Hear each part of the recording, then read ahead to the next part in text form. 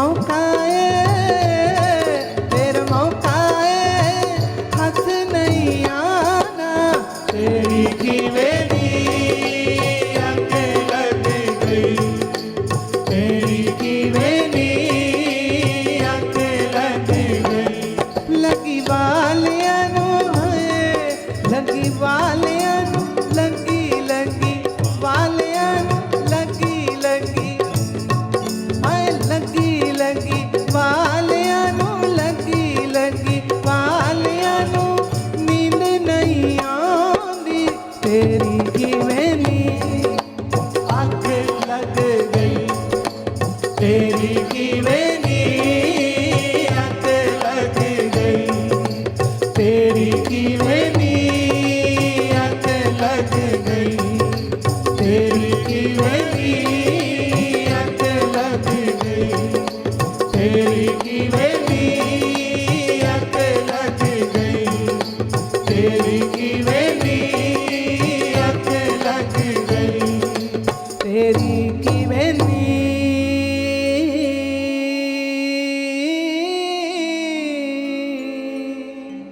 अख लग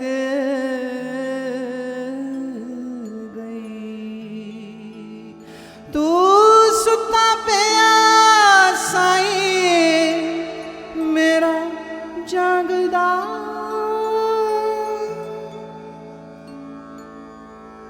तू सुता पिया ते साईं मेरा जागदा। होवे मेल किवें प्यारिया जे सौ गया। उठे अखियां नो कोल, उठे अखियां नु कोल प्यारे।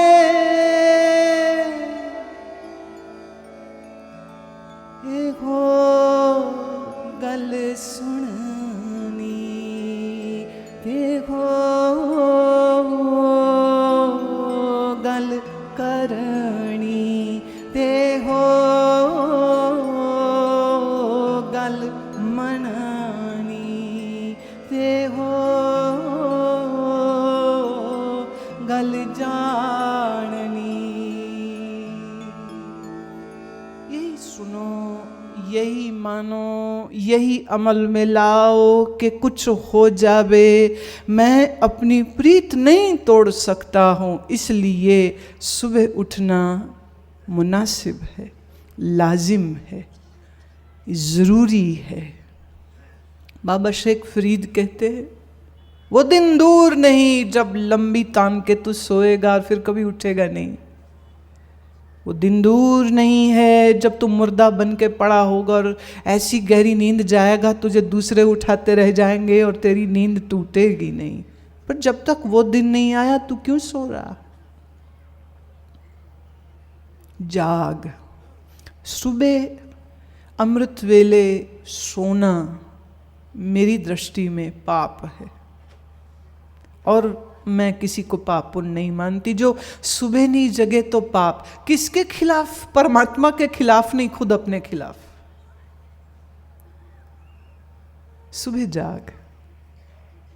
सुबह जाग के पक्षी भी जागते हैं, सुबह जाग के पक्षी गीत गाते हैं कि सुबह जाग के तू भी जाग के अपने साहिब से अपने मन को जोड़ सके, और सुबह जाग तू भी कि अभी तू जिंदा है, अभी तू मरा नहीं है। ये संकल्प लेकर के रात को आप सोइएगा, ये विचार, ये निश्चय लेके सोइएगा, ये अरदास करके सोइएगा कि साहिब मैंने बड़ा दिन जिंदगी के गवा लिए, मैंने साधना नहीं करी, मैं सुमिरन नहीं किया, लेकिन अब साहिब मन में ये संकल्प की शक्ति आई है कि मुझे सोना नहीं।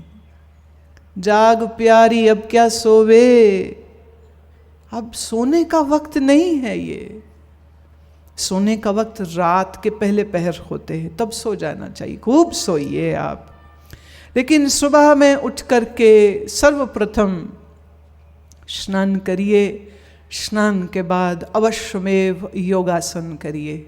ज़्यादा ना सही तो आधा घंटा आसन करने आवश्यक हैं। ना आते हों तो किसी अच्छे टीचर से आसनों को सीखिए। आप चाहें तो मेरे पास वहाँ आश्रम में आके सीख सकते हैं। पर कम से कम आप 5-6 दिन के लिए आइए, ताकि सुबह शाम आपको कुछ प्रैक्टिस ऐसी सिखा दी जाए। बस वो छोटी सी प्रैक्टिस करेंगे, शरीर स्वस्थ रहेगा, रोग दूर रहेंगे, और स्वस्थ शरीर के साथ दुनिया के काम भी बड़े अच्छे होंगे, और फिर स्वस्थ शरीर के साथ साधना भी अच्छे से होगी। आसन करें, आसन करने के बाद कुछ समय पर प्राणायाम जरूर करें। प्राणायाम करते रहेंगे हाई ब्लड प्रेशर नहीं होगा, प्राणायाम करते रहेंगे लो ब्लड प्रेशर नहीं होगा। तो पता क्या है, बंदा बड़ा स्वार्थी, वो कहते लो जी एवं साह अंदर बाहर करी जाइए, फायदा की है, तुम्हें फायदा सुना रही। लोभी है ना मन, फायदा क्या पहले ये देखता है। तो प्राणायाम का क्या फायदा, शरीर का फायदा ये, फेफड़े मजबूत होते हैं, आपका विंड पाइप, आपके लंग्स मजबूत होते हैं। जब लंग्स मजबूत होते हैं, आपका श्वास जब लंबा और गहरा होता है, प्राणवायु ज़्यादा अंदर जाती है, ऑक्सीजन अंदर ज़्यादा जाती है, सारे अंगों की अंदर से नरिशमेंट हो जाती है, पुष्टि होती है, उनको ताकत मिलती है, जिससे आपकी ये सारी 5 जो सेंसेस हैं, जो आपकी 5 ज्ञानेंद्रियां हैं, ये आपकी तीक्ष्ण होती है। सबसे बड़ा फायदा, आपका दिमाग जागरूक रहता है, एकाग्रता आपकी अच्छी होती है, मेमोरी आपकी अच्छी होती है। और आसनों के बाद, प्राणायाम करने के बाद जब फिर आप सुमिरन करने बैठोगे, भजन करने बैठोगे, जप करने बैठोगे, तो वो रसदार अंदर शुरू होने लग जाएगी कि मन की भूख मिट जाएगी, मन में तृप्ति आ जाएगी।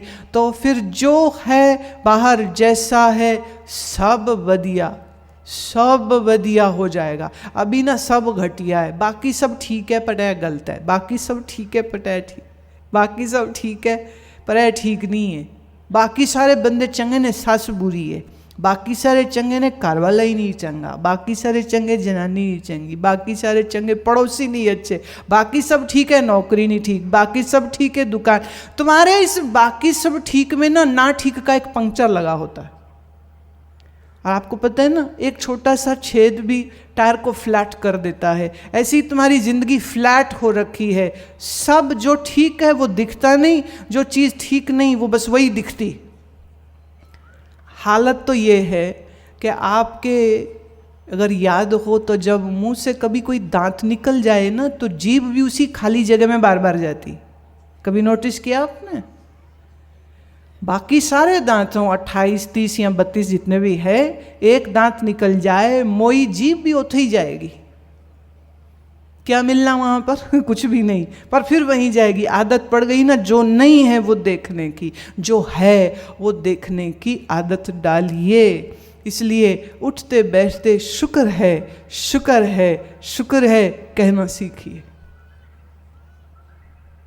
एक छोटी सी कहानी कह के आज के सत्संग को विश्राम देती हूँ। एक फकीर अपने चेले के साथ झोंपड़े में रहता था। रात बड़ी ज़ोर से भयंकर बारिश हुई, बड़ी ज़ोर से तूफान आया।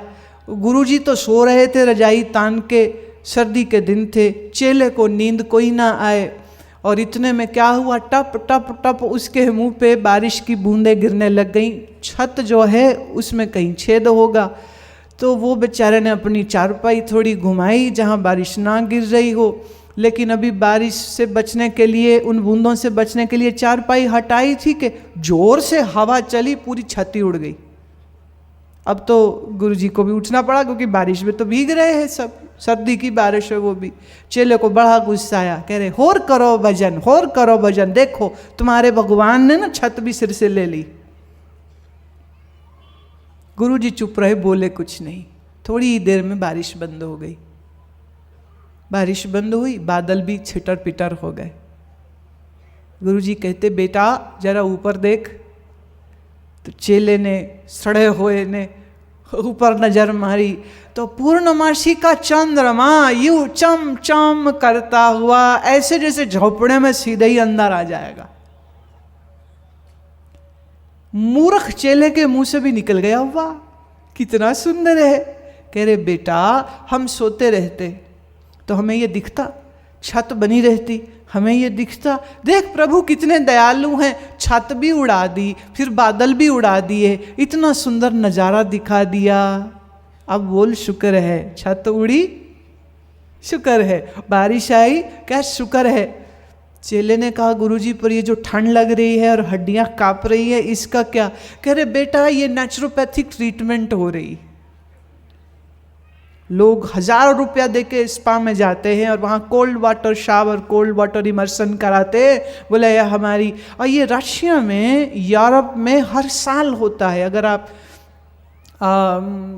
थोड़ा जानकारी मैं आपको दे दूं, जब सबसे ज़्यादा सर्दी का दिन होता है तब रशिया में, यूरोप में ये रिवाज है कि बर्फ़ तोड़ के वो पानी का एक जो जमी हुई जो नदी हो, जो लेक है या जो नदी है, उसका एक हिस्सा बड़ा सा तोड़ते हैं और सब लोग उस बर्फ़ वाले पानी में कूद जाते हैं और नहाते हैं उसमें। पूरा शहर, पूरा गांव, सब लोग ये करते हैं अपने अपने हिस्सों में। क्यों? उनका ये मानना है कि इस तरह जब एक बार बर्फ़ वाले पानी में वो नहा लेते हैं तो अगले पूरे साल के लिए उनकी इम्यूनिटी स्ट्रांग हो जाती, रोग मारक शक्ति शरीर की बढ़ जाती, फिर शरीर बीमार नहीं होता।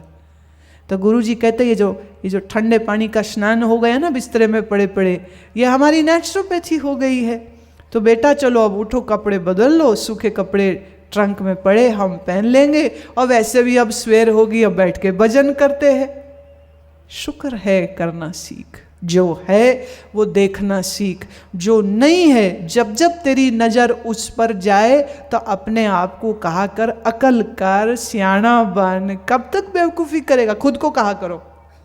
देखिए मैं आपको कहूँ तुम बड़े बेवकूफ़ हो, लड़ोगे तुम मेरे साथ, पर जब कभी तुम अपने आप को कहोगे ना तो हंसी भी आएगी, बात भी समझ आएगी, और जो भी कोई दुख होगा वो भी दूर हो जाएगा। शुक्र करना सीख, शुक्र करना सीख। हर हाल में कुछ अच्छाई होती है। वो हाल तुम्हें कितना ही कड़वा क्यों ना लगता हो, लेकिन उस हाल में भी कुछ अच्छा होता है, इसलिए वो दिन तेरी जिंदगी में आया। सुमिरन की महिमा जितनी कहें उतनी कम है। आपने इतने प्यार से बैठ के इसको श्रवण किया, मैं उसके लिए बड़ी अनुग्रहित हूँ, धन्यवादी हूँ। और आखिर में आप सबको मेरा नमस्कार। हम जैसे हैं, हमारा ही जो शुद्ध स्वरूप है उसी को आत्मा कहते। आत्मा मतलब वो नहीं होता है जो अक्सर अज्ञानतावश लोग कोई भूतिया फिल्म देखते हैं तो उसमें भूत को भी आत्मा कह रहे होते। तो भूत माने आत्मा नहीं होता है। आत्मा का अगर हम पंजाबी में अनुवाद करें तो वो हो जाएगा शुद्ध में, अंग्रेजी में करें तो होगा pure self, in originality what we are. हम अपने मूल शुद्ध स्वरूप में जो है उसी स्वरूप को आत्मा कहते हैं। कई बार इस शब्द से बड़े भ्रम हैं लोगों को कि आत्मा कहीं बाहर से अंदर आती है और फिर कहीं बाहर चली जाती है। ये भी बात गलत है। जिसे आप मैं कहते हो, ये मैं के ऊपर जितने पर्दे पड़े हैं, अगर एक एक करके हम वो सब पर्दे हटाते चले जाएं, पहला पर्दा ये शरीर का, स्थूल शरीर का, दूसरा पर्दा हमारी ज्ञान इंद्रियों का, तीसरा पर्दा हमारे मन का, चौथा पर्दा हमारे चित्त का, हमारी यादों का, पांचवा पर्दा हमारी बुद्धि का, छठा पर्दा हमारे अज्ञान से निकले अहंकार का। अगर ये साथ के साथ पर्दे उतार दें तुम्हारे इस मैं से ही, तो इसी मैं को ही आत्मा कहेंगे। तो आत्मा मतलब ये आपका ही परिचय है। मैं बिना शरीर, बिना मन, बिना बुद्धि के जब होता है और अपने ज्ञानता के प्रकाश में होता है, तो उसी को तब हम ये कहेंगे कि इस व्यक्ति को आत्मज्ञान हो गया है। मैं कौन हूँ इसकी खबर इसको हो गई है। ये शरीर हमारा असली पता नहीं है। ये शरीर तो ऐसे छिलका है, जैसे प्याज के ऊपर छिलका लगता है। आप छिलके की एक परत उतार दो, दूसरी उतारो, तीसरी उतारो, चौथी उतारो, और उतरते उतरते पीछे कुछ बचता ही नहीं है फिर।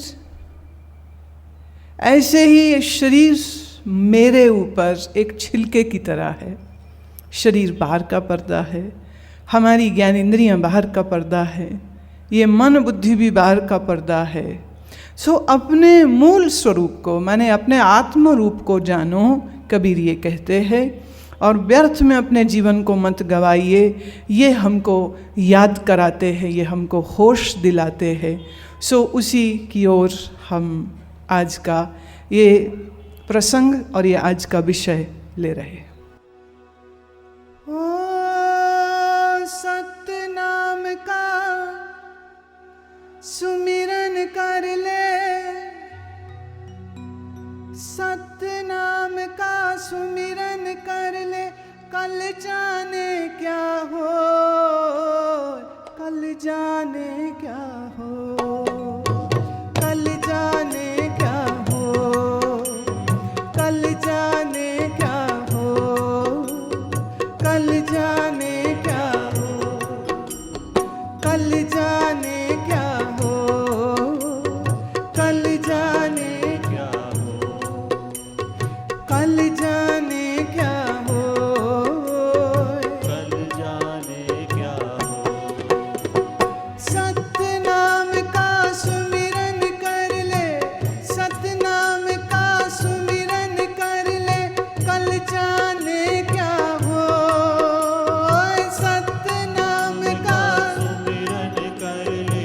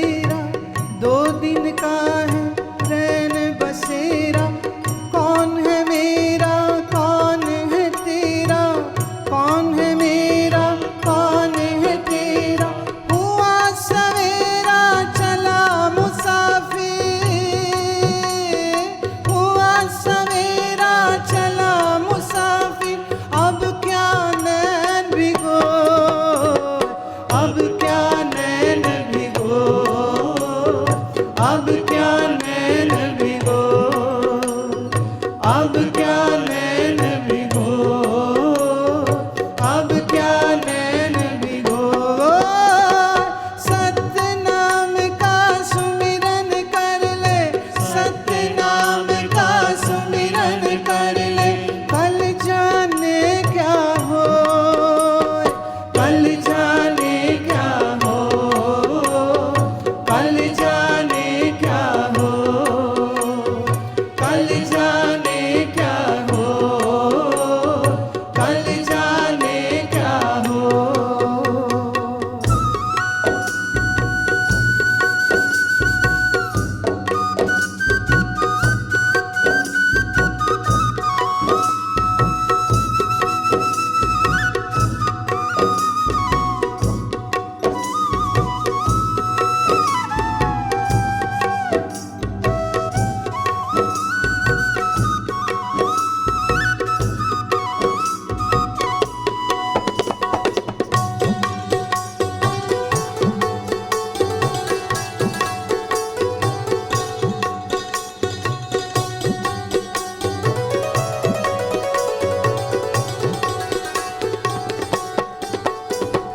गुर का शब्द जगा ले मन में, गुर का शब्द जगा ले मन में, 84 से छूटे क्षण में, 84 से छूटे क्षण में, ये तन बार बार नहीं पावे, ये तन बार बार नहीं पावे, शुभ अवसर क्यों खोए, शुभ अवसर क्यों खोए, शुभ अवसर क्यों खोए, शुभ अवसर क्यों खोए,